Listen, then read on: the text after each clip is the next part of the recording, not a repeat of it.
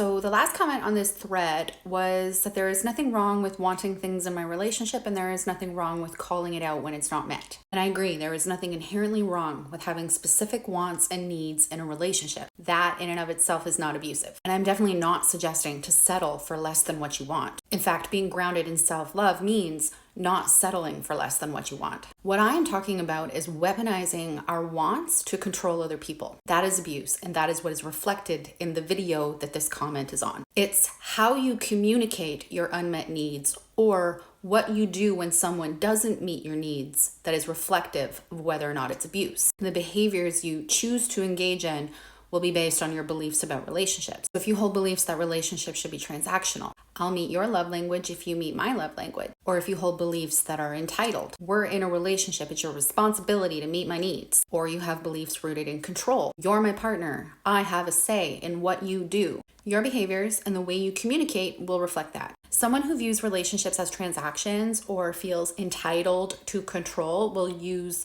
guilt or manipulation to try to change who you are. The abuser is trying to change who you fundamentally are. They try to change what you value. They try to change how you behave and how you think and how you feel. For example, I don't like physical touch because of my lived experience, but you feel entitled to my body. You feel it's my responsibility to meet your needs. So you try to change me through the use of guilt and manipulation instead of simply seeing that we're not compatible. For people who say this isn't abuse, it's a lack of compatibility, it's both. They're not compatible, and instead of accepting that, he's trying to manipulate, guilt, shame, and gaslight her into changing who she fundamentally is. Victims also try to elicit change, but in a different way. They are confused because the abuser presents themselves different in the beginning. And then slowly over time, they changed, and the victim just wants the abuser to go back to who they were. The victim has to realize what they presented wasn't real. It was just done to win you over. Who they are today is who they always were. So no matter which side you're on, everyone just simply needs to accept that we cannot change people. Trying to change somebody is not love, it is control. It is not respecting that people are autonomous and they have the freedom of choice to choose how they want to be, to choose how they want to show up. Someone who has values that are rooted in self-love asks for their needs to be met,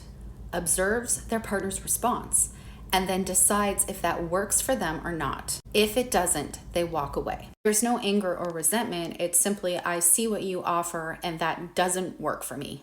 Just because we're married or we're in a relationship doesn't mean you're obligated to behave how I want you to behave. And that is the perspective of somebody who values autonomy. The opposite of autonomy is objectification.